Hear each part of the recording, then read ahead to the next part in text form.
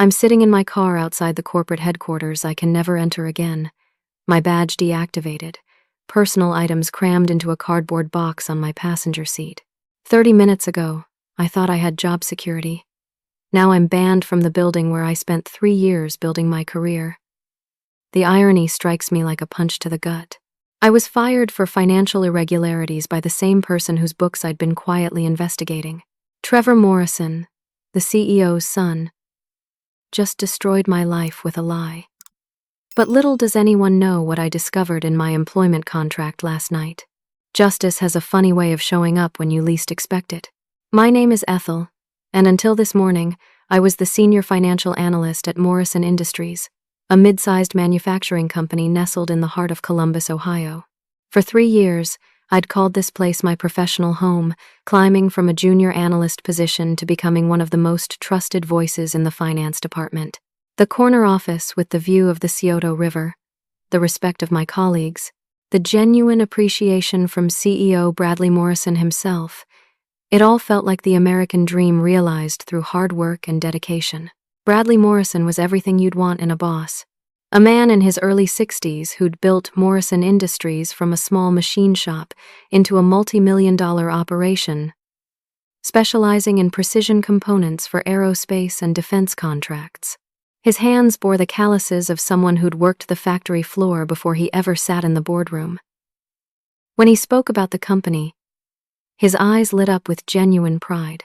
He knew every employee's name, remembered their kids' birthdays, and never missed a chance to acknowledge good work. I'd earned my place in his inner circle through meticulous attention to detail and an instinct for spotting financial irregularities that had saved the company hundreds of thousands of dollars over the years. Bradley often joked that I had a sixth sense for numbers, able to spot a discrepancy in a sea of data faster than anyone he'd ever met. My direct supervisor, Marcus Thompson, the chief financial officer, relied on my analysis for every major financial decision.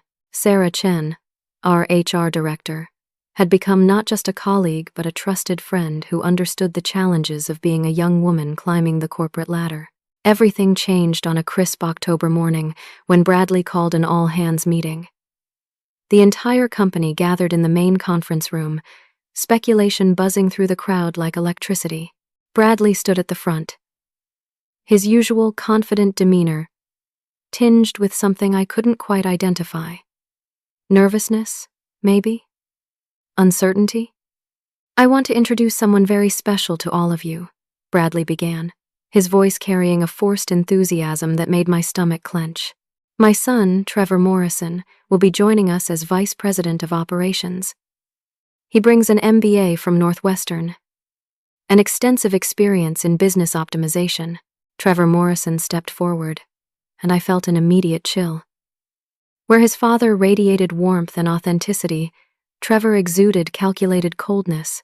Tall, impeccably dressed in a suit that probably cost more than my monthly salary, with perfectly styled hair and a smile that never reached his eyes. He was 35 years old and carried himself with the arrogance of someone who'd never truly faced consequences for his actions. "I'm excited to work with all of you to streamline our operations and eliminate inefficiencies," Trevor announced, his gaze sweeping the room before landing directly on me. "Change can be uncomfortable, but it's necessary for growth." The word inefficiencies hung in the air like a threat. I'd heard enough corporate speak to know that was code for layoffs, but it was the way Trevor looked at me specifically that set off alarm bells. There was recognition in his eyes, as if he'd already identified me as a problem to be solved. After the meeting, I tried to shake off my unease, telling myself I was overreacting. Maybe Trevor would bring fresh perspectives that could benefit the company. Maybe my instinctive dislike was unfair, colored by protective feelings for Bradley and the culture he'd built. Those hopes evaporated within hours. Trevor immediately scheduled one-on-one meetings with department heads, starting with Marcus. I watched through the glass walls of the CFO's office as Trevor leaned forward intensely, pointing at documents, his voice animated with what looked like criticism.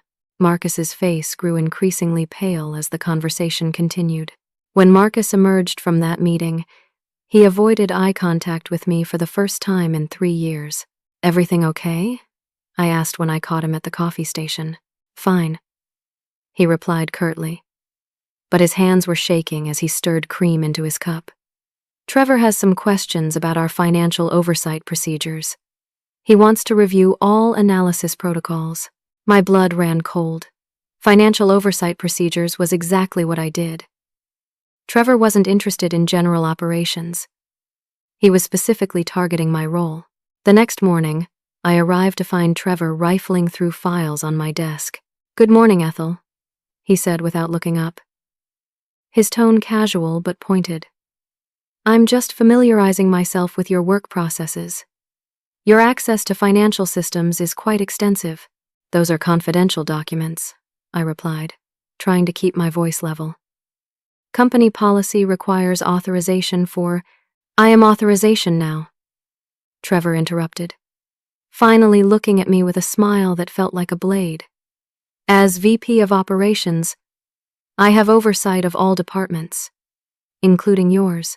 He held up a folder containing my analysis of the company's government contracts, work that had taken weeks to compile. "Interesting methodologies you use here." "Very thorough, perhaps too thorough for our current needs." The threat was barely veiled. Trevor was telling me that my attention to detail, the very skill that made me valuable to Bradley and Marcus, was now considered a liability. Over the following days, I watched Trevor systematically undermine everything I'd built. He questioned my reports in front of colleagues, suggested my analysis was overly complex for practical application, and began requesting duplicates of all my work for his review. Other employees started distancing themselves from me, sensing the shifting power dynamics and not wanting to be associated with someone clearly in Trevor's crosshairs. The breaking point came when Trevor scheduled a private meeting for the following week, sending the appointment through Sarah with a note that made my stomach drop. Performance evaluation and role adjustment discussion. But it was what I discovered that evening that truly terrified me. While working late to prepare for Trevor's ambush, I accessed our file server to review some historical data. Buried in the access logs, I found evidence that Trevor had requested copies of every piece of work I'd produced over the past year. Not just recent projects. Everything. He'd been building a comprehensive file on me since his first day. As I sat alone in the office that night, the weight of realization hit me. This wasn't about improving operations or streamlining inefficiencies. Trevor Morrison was systematically targeting me specifically, and I had no idea why. But I was about to find out that my meticulous attention to detail, the very trait that had put me in his crosshairs, would also be the key to my survival. Trevor's first week as VP of Operations felt like watching a skilled predator circle its prey. He implemented what he called efficiency measures, which translated to questioning every methodology I'd developed over 3 years. During department meetings, he'd interrupt my presentations with comments like, "That seems unnecessarily complicated, Ethel. Can't we simplify this process?" The private meeting I'd been dreading arrived on a gray Wednesday morning. Trevor's temporary office was a conference room he'd commandeered, complete with a whiteboard covered in organizational charts that conspicuously had my name in a red box. "Please, sit down," Trevor said, gesturing to a chair positioned so I'd be looking directly into harsh fluorescent lighting. Every detail of this meeting had been orchestrated for psychological advantage. "I've been reviewing your work, and I have concerns about your fit within our evolving organizational structure," he began, consulting a manila folder thick with documents. "Your analysis methods, while thorough, seem better suited for a larger corporation with more bureaucratic requirements." I kept my voice steady. "Could you provide specific examples of the concerns you've identified?" Trevor's jaw tightened almost imperceptibly. He'd expected compliance, not pushback. "Your government contract analysis, for instance. The level of detail you provide creates unnecessary complications for decision-making. We need streamlined reports, not exhaustive investigations. Those detailed analyses have identified cost savings of over $400,000 in the past 18 months alone," I replied. "The government contracts require that level of scrutiny for compliance." "That brings me to another point," Trevor said. leaning forward with predatory focus. Your access to sensitive financial systems may be excessive for your role. Perhaps a position with a smaller company, where you could have broader responsibilities but less specialized access, would better utilize your skills. The implication was crystal clear. Trevor wanted me gone, but he was trying to make it sound like a favor. When I didn't immediately respond with gratitude for his advice, his mask slipped slightly. I'm simply suggesting that you might be happier somewhere that better appreciates your particular approach to financial analysis, he continued, his voice taking on a sharper edge. I stood up slowly. I appreciate your feedback. I'll take some time to consider your suggestions. Of course, Trevor replied, but his smile was arctic. Take all the time you need. That night, I stayed late again, but this time with a different purpose. Something about Trevor's mention of government contracts had triggered a memory. 3 months earlier, I'd noticed some irregular payment authorizations that didn't match any contracts in my files. At the time, Marcus had told me they were approved expenses related to equipment upgrades, but now I wondered, using my system access while I still had it, I pulled up the payment records from the past 6 months. What I found made my hands shake as I scrolled through the data. 3 limited liability companies I'd never seen before. Precision Solutions LLC, Advanced Manufacturing Services LLC, and Strategic Operations LLC. Each had received payments totaling $67,000, $43,000, and $92,000 respectively. Over $200,000 paid to companies that weren't in any contract database I could access. I cross-referenced the LLCs with Ohio's Secretary of State Business Registry, a skill I'd learned during my accounting degree. What I found made me feel sick. Precision Solutions LLC. Registered Agent, Trevor Morrison.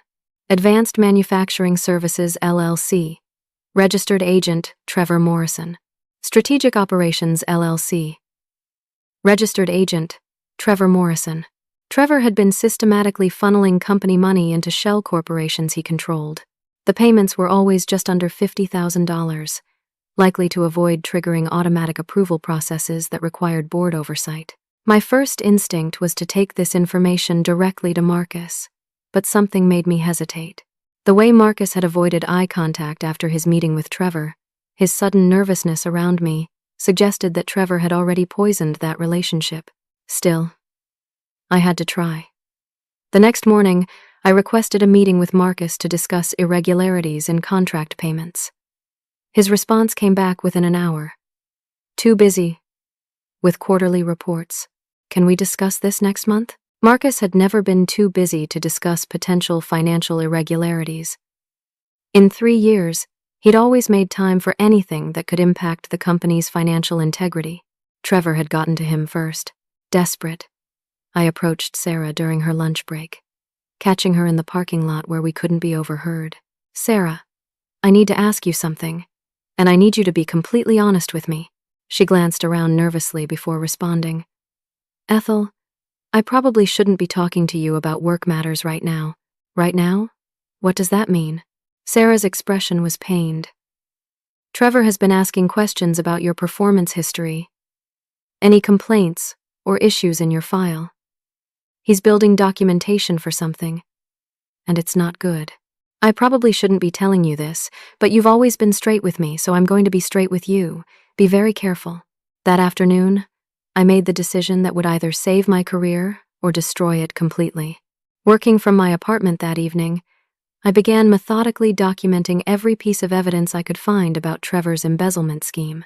Payment authorizations, LLC registration documents, timeline correlations between his arrival and the start of the fraudulent payments.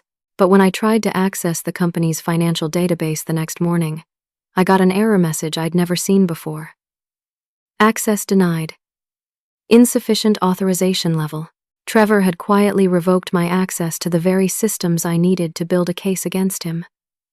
I was now completely cut off from the evidence that could prove his crimes, while he had unlimited access to frame me for them. Sitting in my office that morning, staring at the access denied message, I realized I was fighting a battle I couldn't win through normal channels. Trevor controlled the narrative now, had turned my supervisor against me, and was systematically eliminating my ability to defend myself. What I didn't know was that my inability to access those systems was about to become the least of my problems. Trevor wasn't just planning to discredit me. He was about to destroy me completely. The trap was sprung on a Thursday morning that started like any other.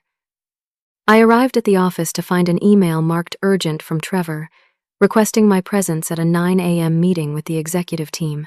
No agenda, no context, just a summons that felt ominous. I spent the 20 minutes before the meeting reviewing my recent work, trying to anticipate what Trevor might question. Had I made an error in my latest analysis? Missed a deadline? I couldn't think of anything that would warrant an emergency executive meeting. The conference room felt different when I entered.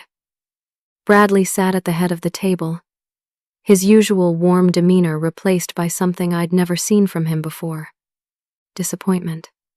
Marcus wouldn't meet my eyes, staring instead at a manila folder in front of him.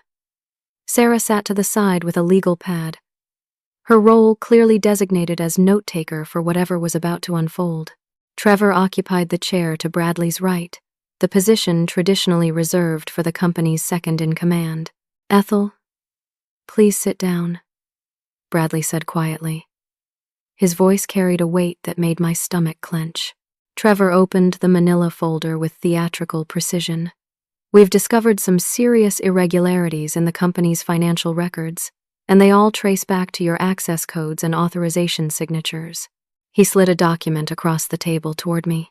It was a purchase order for computer equipment, bearing what appeared to be my electronic signature, authorizing payment to a vendor I'd never heard of. TechFlow Solutions. The amount: $53,000. "I've never seen this before," I said, studying the document. "I didn't authorize any equipment purchases." "That's interesting," Trevor replied, producing another document. "Because here's the electronic trail, showing the authorization came from your computer terminal at 2:37 p.m. last Tuesday." I stared at the computer logs, feeling the room spin slightly. The timestamp showed I'd been in the building, but I distinctly remembered working on quarterly projections that entire afternoon. "This has to be some kind of mistake," I said, looking at Bradley. "Someone must have used my credentials without authorization." Trevor produced a third document. "Here's an email from your company account to TechFlow Solutions, confirming delivery instructions for the equipment. It directs them to ship everything to a storage unit in Hilliard, Ohio." The email header showed my name and company email address. The writing style even sounded like me, professional but friendly. But I had never written these words, never communicated with any company called TechFlow Solutions, had never rented a storage unit in my life. "I need to see my computer," I said, desperation creeping into my voice. "There has to be an explanation. Your computer has been secured by our IT department." Marcus spoke for the first time, his voice hollow. "The forensic analysis confirms that these transactions originated from your workstation." Bradley leaned forward, and for the first time in 3 years, he looked at me with suspicion instead of trust. "Ethel, help me understand this. You're saying someone used your credentials to embezzle $53,000, but there's no record of unauthorized access to your account." "That's exactly what I'm saying," I replied, though even to myself it sounded implausible. Someone with administrative access could manipulate these records. Trevor's expression was perfectly calibrated disappointment. "I understand this is difficult to accept, but the evidence is comprehensive. The electronic signatures, the email communications, the timing of the transactions, everything points to systematic embezzlement." He produced yet another document. "We also found evidence of attempts to delete transaction records. These deletions occurred during evening hours when you were among the few employees with building access." I felt trapped in a nightmare. Every piece of evidence was technically accurate but completely fabricated. Someone with deep knowledge of the company's systems had constructed an elaborate frame job that covered every angle. I want to call my lawyer, I said. That's your right, Bradley replied sadly. But given the severity of these accusations and the potential impact on our government contracts, we have no choice but to suspend you pending a complete investigation. We're also required to report this to our insurance company and potentially to federal authorities, given the nature of our defense contracts, Trevor added, his voice heavy with false regret. The meeting ended with my immediate suspension. Sarah handed me a letter outlining the company's actions, her hands visibly trembling. As I stood to leave, I caught her eye, and she mouthed a single word: sorry. That afternoon, I sat in my apartment, staring at the suspension letter, trying to make sense of what had happened. The frame job was sophisticated, requiring administrative access to multiple systems, knowledge of my work patterns, and the ability to forge electronic signatures. This wasn't a crime of opportunity. It was a calculated execution planned by someone with intimate knowledge of the company's operations. My phone rang. Marcus's name appeared on the caller ID, the first time he'd contacted me directly since Trevor's arrival. Ethel. His voice was strained. I can't talk long. I just wanted you to know that I never wanted this to happen. Trevor brought this evidence to me and Bradley. Said he'd been monitoring financial irregularities since he arrived. He had everything documented. Timestamps, electronic trails. I had no choice but to confirm the discrepancies. Marcus, you know me. You know I would never steal from this company. There was a long pause. I know who you used to be, Ethel. But people change. Financial pressure, personal problems. Good people sometimes make bad choices. What financial pressure? What personal problems?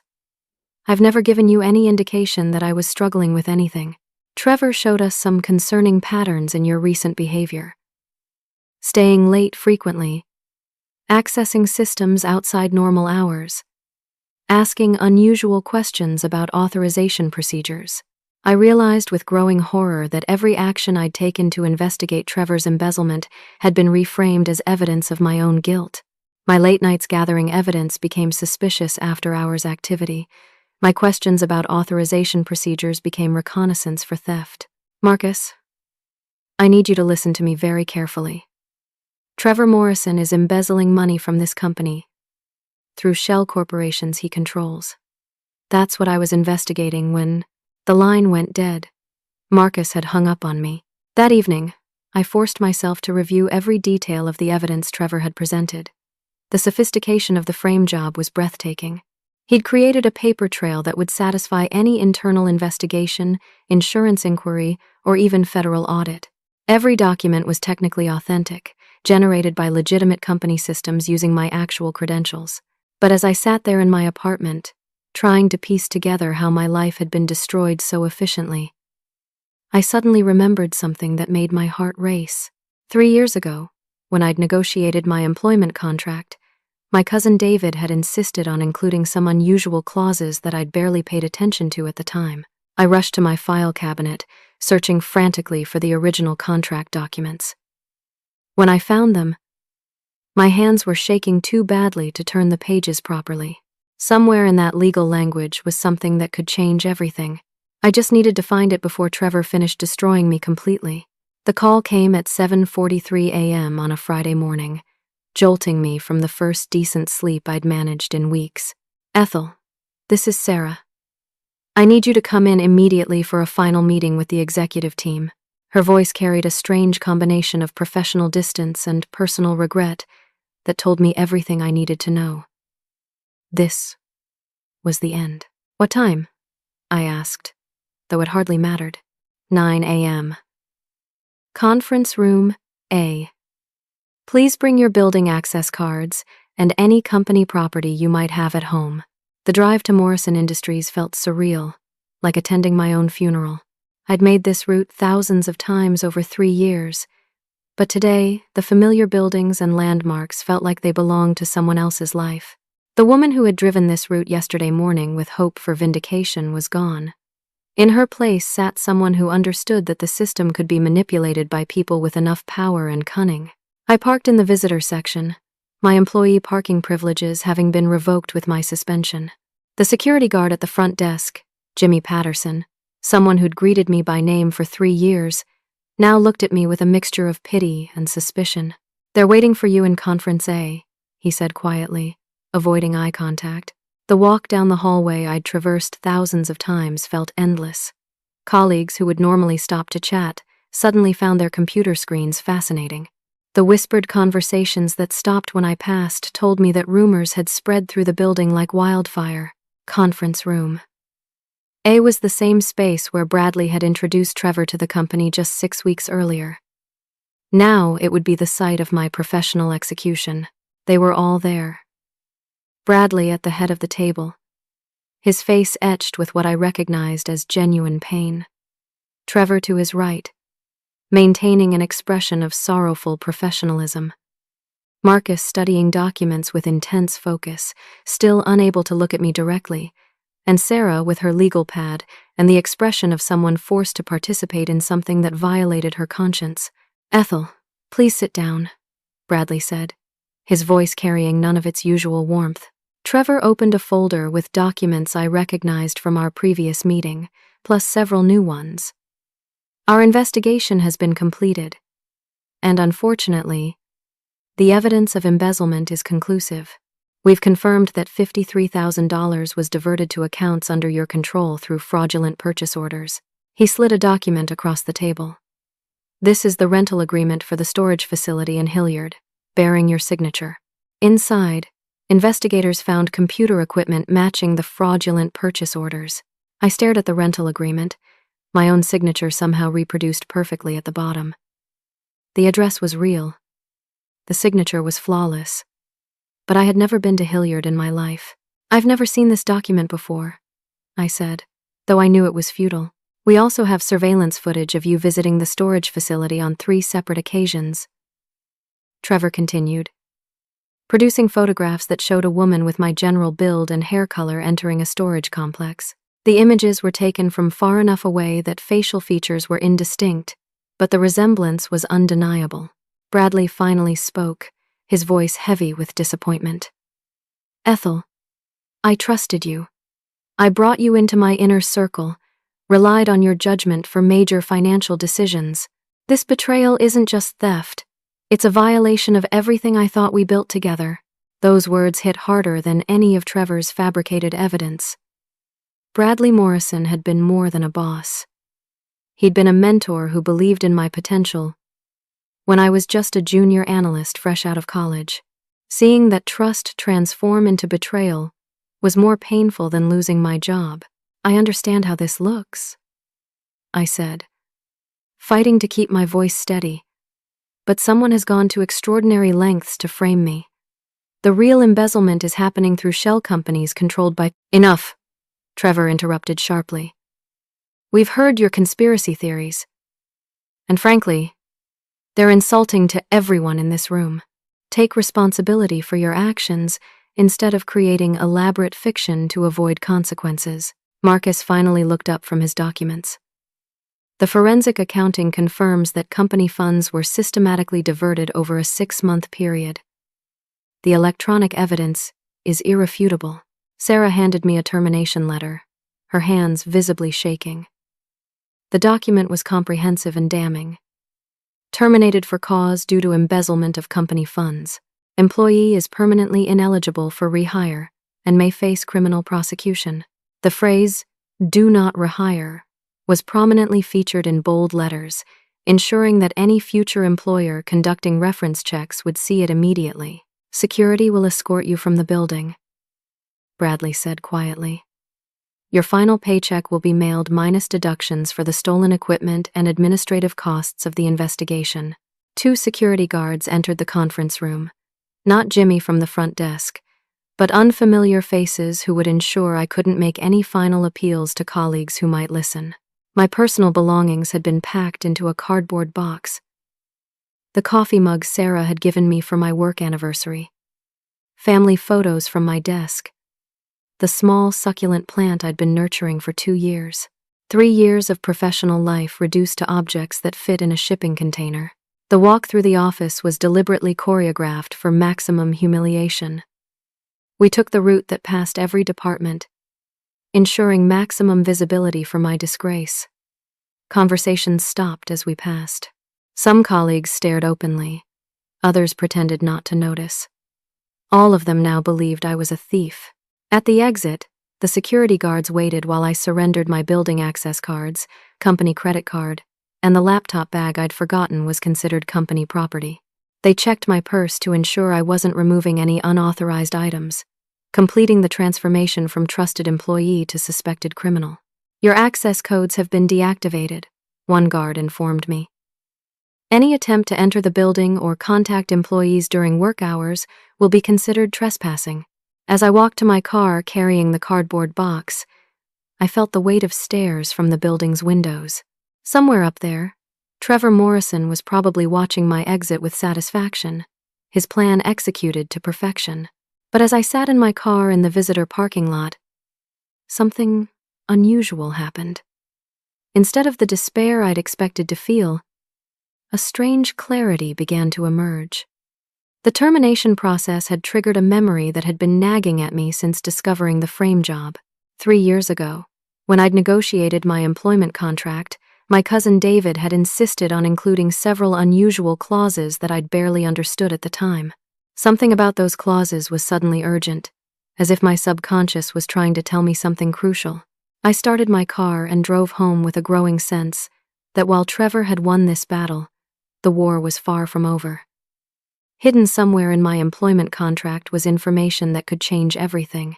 I just needed to find it before Trevor's frame job became an irreversible reality. The drive home took 22 minutes, but it felt like the longest and most important journey of my life. I burst through my apartment door with an urgency I'd never felt before, dropping the cardboard box of my former career in the entryway and rushing straight to my home office. The filing cabinet in the corner contained 3 years of important documents, but right now only one mattered. My original employment contract with Morrison Industries. My hands shook as I rifled through folders labeled insurance, tax documents, and banking before finally finding the one marked employment. Inside was a thick manila envelope containing documents I'd barely glanced at since signing them. The employment contract was 12 pages of dense legal language that had seemed routine at the time. But now, with my career destroyed and my reputation in ruins, I needed to understand every word. I spread the pages across my kitchen table and began reading with desperate attention. The first 8 pages covered standard terms: salary, benefits, vacation time, confidentiality agreements, nothing unusual. But as I turned to page 9, I started seeing clauses that were definitely not standard corporate language. Section 12 was titled Whistleblower Protections and Federal Compliance. I read it twice before the implications began to sink in. In the event of termination related to the employee's discovery or reporting of financial irregularities, illegal activities, or violations of federal contract compliance, the company agrees to automatic notification of appropriate federal agencies within 24 hours of termination. My breath caught. This wasn't just protection, it was an automatic trigger.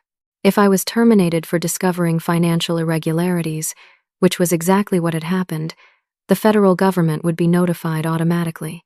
But it was Section 13 that made me sit down hard in my kitchen chair: stock option vesting and ownership transfer. In recognition of the employee's critical role in government contract compliance and financial oversight, the company grants stock options representing 63% of all outstanding shares. These options vest immediately upon termination, without cause or termination related to employees' reporting of financial irregularities. I read the section 3 times to make sure I understood correctly. According to my contract, if I was terminated for discovering financial problems, which Trevor had just done by framing me for embezzlement I'd actually uncovered, I now owned 63% of Morrison Industries. My phone was in my hands before I'd fully processed the implications.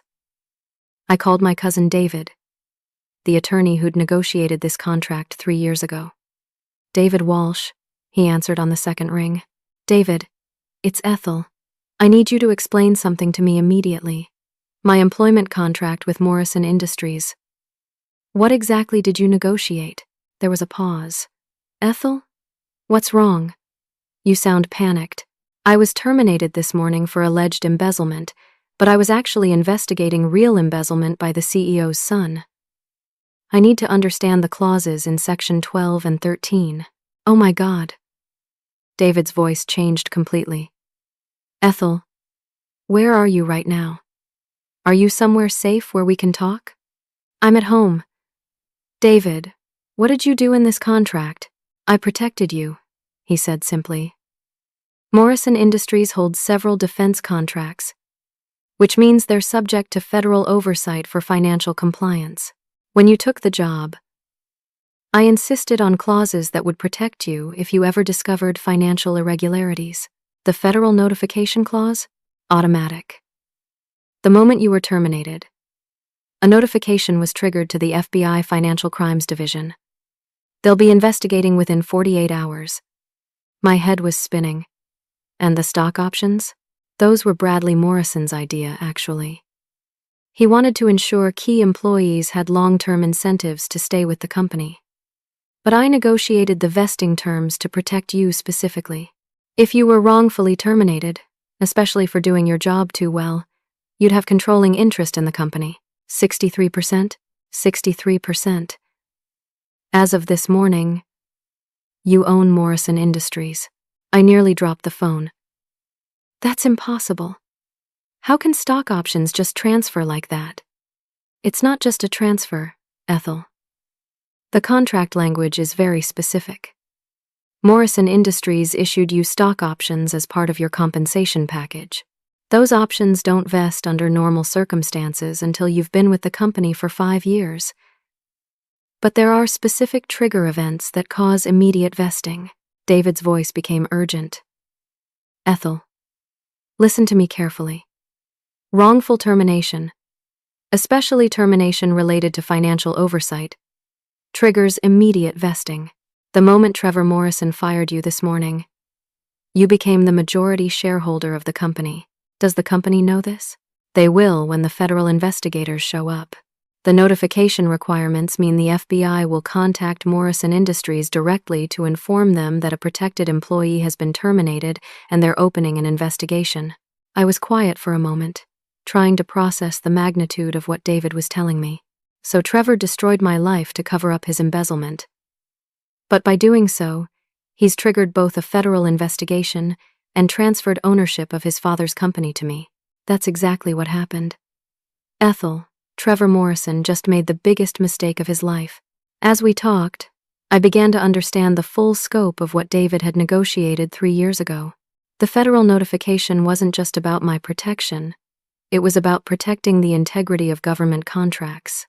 If Morrison Industries was embezzling from defense contracts, that was a federal crime with national security implications. The stock option clause wasn't just about compensation. It was about ensuring that someone with integrity would have the power to protect the company if leadership became corrupt. There's something else, David continued. The contract requires the company to provide you with complete access to financial records upon request, once the stock options vest. As majority shareholder, you can demand a full audit of all company finances.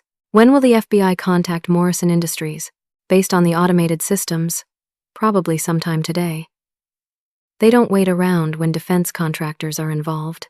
After ending the call with David, I sat in my kitchen staring at the contract that had just changed everything. 3 years ago, I'd been a junior analyst grateful for any job. David had negotiated protections I didn't understand for contingencies I couldn't imagine. Now those protections were about to expose Trevor's crimes and put me in control of the company that had just destroyed my reputation. My phone rang. Unknown number. Is this Ethel Richardson? The voice was crisp, professional. Definitely federal. Yes. This is Special Agent Patricia Rodriguez with the FBI Financial Crimes Division. I understand you were terminated from Morrison Industries this morning under circumstances that may involve federal contract violations. I need to meet with you immediately to discuss the situation. When? I'm heading to Morrison Industries in 1 hour for interviews with company leadership. I'd like you to be present for those conversations. Can you meet me in the parking lot at 2 p.m.? I looked at the clock. It was 12:30. In 90 minutes, I would return to Morrison Industries, but this time as the majority shareholder accompanied by federal investigators.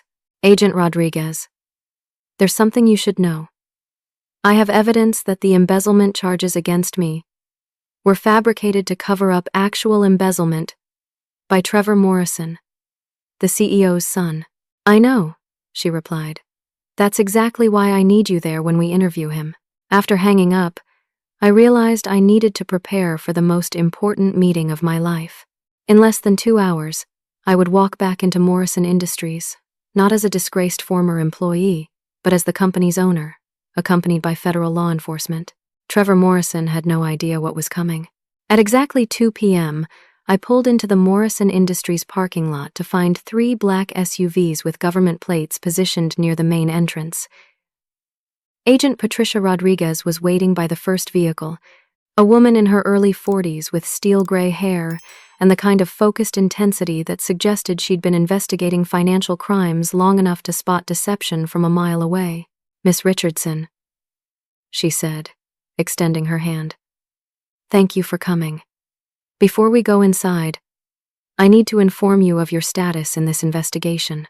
Based on your employment contract and the circumstances of your termination, you're classified as a protected whistleblower under federal statute. Additionally, our preliminary review suggests you're the victim of a sophisticated frame job designed to cover up the actual crimes we're investigating. She gestured toward the building. You should also know that as of this morning, you legally own 63% of Morrison Industries. That makes you the majority shareholder and gives you certain rights in how we proceed. The surreal nature of the situation hit me as we walked toward the entrance. 24 hours ago, I'd been escorted out of this building as a suspected criminal. Now I was returning as the owner, accompanied by federal investigators. Jimmy Patterson's expression at the security desk was priceless when he saw me walk in with Agent Rodriguez and 2 other federal agents. His confusion was visible as he processed the contradiction between yesterday's termination and today's federal escort. We need immediate access to Conference Room A and all members of the executive team, Agent Rodriguez informed Jimmy. This is a federal investigation involving potential fraud against government contracts. Within minutes, the same conference room that had witnessed my humiliation was filled with federal agents setting up recording equipment. Agent Rodriguez's team included a forensic accountant and a digital evidence specialist, both of whom began unpacking laptops and scanning devices. The executive team arrived looking like they were walking to their own execution. Bradley entered first, his face pale and confused. Marcus followed, clutching a folder of documents with visible nervousness. Sarah came in third, her expression a mixture of curiosity and concern. Trevor was last, and the change in his demeanor was immediate and dramatic when he saw me sitting at the table. The confident arrogance that had characterized his behavior for 6 weeks evaporated instantly. His face went white as he realized that the woman he'd framed and humiliated was now sitting beside federal investigators. Ladies and gentlemen, Agent Rodriguez began. I'm Special Agent Patricia Rodriguez with the FBI Financial Crimes Division. We're here investigating potential violations of federal law related to defense, contract, fraud, and embezzlement. She opened a folder and placed several documents on the table. Yesterday morning, Morrison Industries terminated Miss Ethel Richardson for alleged embezzlement. However, Miss Richardson's employment contract contains federal whistleblower protections that triggered automatic notification to our office. Bradley looked confused. I don't understand.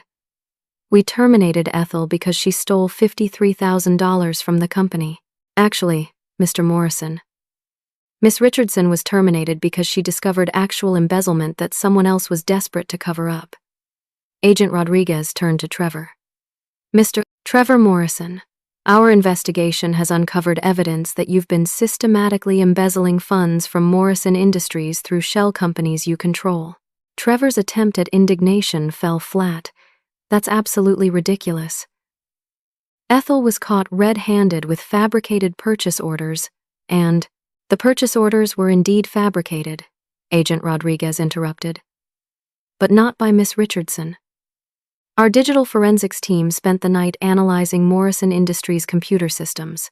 Every piece of evidence used to frame Miss Richardson was created using administrative access codes that trace back to your user account. She placed a computer printout on the table. This shows the creation timestamps for the fraudulent documents used to frame Miss Richardson. All were created at 2 a.m. last Thursday. Using your administrative credentials from a computer in your office. The silence in the room was deafening. Marcus was staring at Trevor with growing realization. Sarah had stopped taking notes and was simply watching the scene unfold. Bradley looked like he was watching his son's life collapse in real time. Furthermore, Agent Rodriguez continued, our investigation of the 3 LLCs receiving payments from Morrison Industries, Precision Solutions, Advanced Manufacturing Services, and Strategic Operations confirms that all 3 companies are owned and controlled by you, Mr. Trevor Morrison. She produced another set of documents. Over the past 6 months, you've diverted $213,000 from Morrison Industries to these shell companies. The payments were structured to avoid internal oversight thresholds, and the invoices were for services never actually provided. Trevor's face had gone from white to gray. You don't understand. The company was wasting money on inefficient processes. I was streamlining operations to— You were stealing, Agent Rodriguez said flatly. And when Miss Richardson began investigating the irregular payments, you decided to destroy her credibility by framing her for embezzlement. She turned to address the entire room. What makes this particularly serious is that Morrison Industries holds defense contracts worth over $12 million. Embezzlement from a defense contractor is a federal crime with severe penalties. Bradley finally found his voice, and it was barely a whisper. Trevor, tell me this isn't true. Trevor looked at his father with an expression that combined desperation with the arrogance of someone who still believed he could manipulate his way out of consequences. Dad, you have to understand. The company was— Stop talking, Agent Rodriguez commanded. Mr. Trevor Morrison, you're under arrest for conspiracy to commit fraud, embezzlement, and violations of the Defense Production Act. As federal agents moved to handcuff Trevor, Agent Rodriguez turned to me. Miss Richardson, there's one more matter to address. Your employment contract contains a clause that transferred majority ownership of Morrison Industries to you the moment you were wrongfully terminated. She placed a legal document on the table. This federal court order confirms your ownership of 63% of Morrison Industries, effective immediately. As majority shareholder, you have the right to determine how the company proceeds during this investigation. The irony was perfect and devastating. Trevor Morrison had destroyed my life to cover up his crimes. But in doing so, he'd triggered the very mechanisms that exposed him and transferred his father's company to me. As Trevor was led away in handcuffs, he looked back at me with an expression of pure hatred. But there was also something else in his eyes. The recognition that his attempt to destroy an innocent person had ultimately destroyed himself. Bradley Morrison sat in stunned silence, watching his son disappear through the conference room door. The man who had built Morrison Industries from nothing had just lost both his company and his son in a single afternoon. But as Agent Rodriguez gathered her evidence and the other agents packed their equipment, I realized that owning Morrison Industries was just the beginning. The real question was what I would do with the power that had fallen into my hands through Trevor's spectacular miscalculation. Justice had been served, but justice was just the first step toward rebuilding everything Trevor had tried to destroy. 6 weeks later, I stood in the same boardroom where I'd been humiliated and framed, but everything had changed. The interim CEO nameplate in front of my chair felt surreal, but the responsibility it represented was entirely real. As majority shareholder, I'd accepted the challenge of rebuilding Morrison Industries from the inside out. The first order of business had been addressing the company's reputation. News of Trevor's arrest and the discovery of his embezzlement scheme had made headlines in Columbus business journals, but the story of my exoneration and subsequent ownership of the company had generated national attention. Business ethics professors were using our situation as a case study in corporate governance and whistleblower protection. Bradley Morrison had resigned immediately after Trevor's arrest, but I'd asked him to stay on as a consultant. At 62, with early-stage Parkinson's and the devastating betrayal by his son, he needed purpose more than punishment. More importantly, the company needed his knowledge of operations and relationships with long-term clients. The Henderson contract is confirmed, Bradley reported from his seat at the conference table, his voice carrying more energy than I'd heard since Trevor's arrest. They were initially concerned about management stability, but our commitment to enhanced transparency convinced them to renew. Marcus Thompson had been another challenging decision. As CFO, he'd failed to detect Trevor's embezzlement, but investigation revealed that Trevor had specifically targeted him for manipulation. Marcus had genuinely believed he was protecting the company by supporting Trevor's accusations against me. "Marcus," I said, "your probationary period ends next month. The board and I have decided to offer you a permanent position as CFO, with one condition." His relief was visible. "Anything. You'll be working directly with Sarah in her new role as Chief Ethics Officer to implement oversight systems that make another Trevor situation impossible." Sarah's promotion had been one of my first decisions as interim CEO. Her integrity during the crisis and her attempts to warn me about Trevor had demonstrated exactly the kind of character the company needed in leadership. "The new whistleblower portal went live yesterday," Sarah reported. "Employees can now report concerns directly to an independent oversight board that includes external members. No single person can suppress or manipulate reports." The federal investigation had expanded beyond Trevor's embezzlement. Agent Rodriguez had discovered that our defense contracts were part of a larger procurement fraud scheme involving 3 other companies. Trevor's shell companies had been receiving inflated payments that were then passed to contractors who were overcharging the government for military components. "Agent Rodriguez called this morning," I announced. "Trevor's cooperation with the federal investigation has led to arrests at 2 other defense contractors. He's looking at 5 to 7 years in federal prison, but his testimony might reduce that to 3 to 4 years. The personal cost of Trevor's crimes extended far beyond prison time." Bradley had been forced to confront the reality that his attempts to build a family legacy had instead produced a son who'd nearly destroyed everything he'd worked to create. "How are you handling all of this?" I asked Bradley during a private moment after the meeting. "Some days are harder than others," he admitted. "I keep wondering what I did wrong, how I failed to see what Trevor was becoming. But then I look at what you're building here, and I realize maybe this is how it was supposed to happen." The transformation of Morrison Industries' culture had become my primary focus.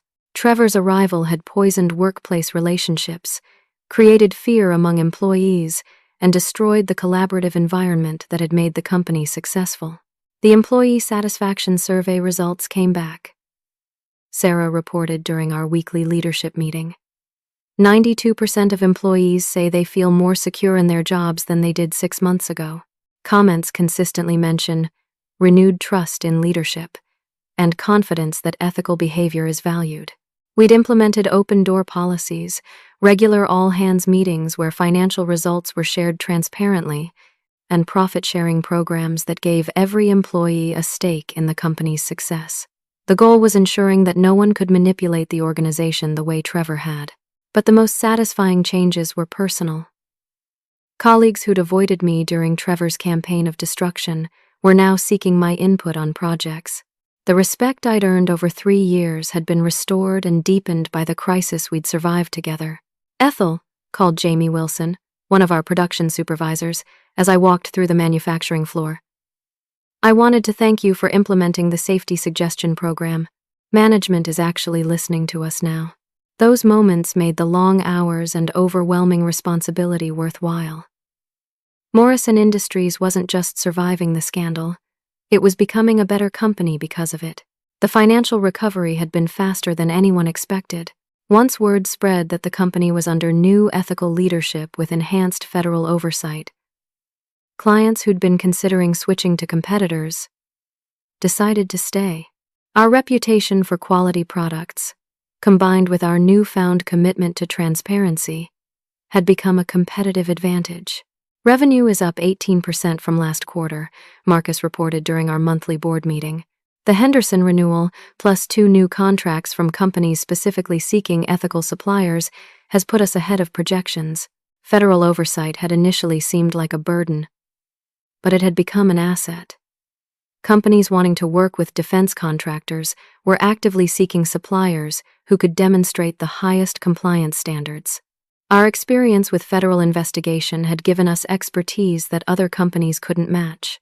The personal cost of the crisis had been significant. The stress of being framed, fired, and publicly humiliated had taken months to overcome. Trust in institutions, colleagues, and even my own judgment had been shaken in ways that were still healing. But there had been unexpected benefits as well. The experience had revealed reserves of strength and determination I hadn't known I possessed. More importantly, it had connected me with a purpose larger than just financial analysis. Running Morrison Industries meant protecting the livelihoods of 68 employees and their families. 2 years ago, if someone had told me I'd be running this company, I would have thought they were crazy. I told David during one of our regular check-ins. 2 years ago, if someone had told me those contract clauses would actually matter, I would have been shocked. He replied, "But that's the thing about preparing for worst-case scenarios. Sometimes they prepare you for best-case opportunities." Trevor's sentencing hearing was scheduled for next month. Agent Rodriguez expected he'd receive 4 years in federal prison, followed by supervised probation and full restitution to Morrison Industries and the defrauded government contracts. "Will you attend the sentencing?" Sarah asked during our leadership meeting. "I think I have to," I replied. Not for revenge, but for closure. Trevor's choices created the situation that put me in this position. I want him to see what his company has become under ethical leadership. The irony wasn't lost on anyone involved. Trevor's attempt to destroy me had instead given me the power to implement the changes he'd claimed the company needed. Under his leadership, Morrison Industries would have become another contractor cutting corners and exploiting government contracts. Under mine, it was becoming a model for ethical business practices. But perhaps the most important change was personal. The terrified woman who'd been escorted out of Morrison Industries 6 months ago had been replaced by someone who understood that integrity and preparation create opportunities that can't be destroyed by manipulation or fraud. "I've been thinking about establishing a foundation," I announced during our board meeting. "Something focused on protecting whistleblowers and supporting ethical business practices. Morrison Industries is profitable enough now to fund real change in how companies handle internal reporting." Bradley's eyes lit up with enthusiasm I hadn't seen since before Trevor's arrival. "That's exactly the kind of legacy worth building." As I looked around the boardroom at the team we'd assembled, Bradley with his experience and renewed purpose, Marcus with his technical expertise and hard-learned wisdom, Sarah with her integrity and commitment to justice, I realized that Trevor's crimes had inadvertently created something better than what existed before. Morrison Industries was no longer just a successful manufacturing company. It had become proof that ethical leadership and transparent operations could be more profitable and sustainable than cutting corners and manipulating systems. The scared analyst who'd discovered irregular payments in the company's books had grown into a leader who understood that protecting others from what I'd experienced was worth any amount of effort. Trevor Morrison had tried to destroy my life to cover up his crimes. Instead, he'd given me the opportunity to build something better than either of us could have imagined. Justice, as I'd learned, sometimes comes in forms you never expected, but always at exactly the right time. Have you ever found yourself in a situation where someone tried to destroy you, only to discover they'd actually created an opportunity for something better? I'd love to hear your thoughts in the comments below about how integrity and persistence can turn even the worst betrayals into unexpected victories. If this story resonated with you, please give it a like and share it with anyone who might need to hear that justice sometimes comes when you least expect it but most need it. And don't forget to subscribe for more stories about ordinary people who discovered extraordinary strength when life tested their values. Thank you for listening, and remember, Sometimes the worst thing that happens to you becomes the doorway to your greatest opportunity.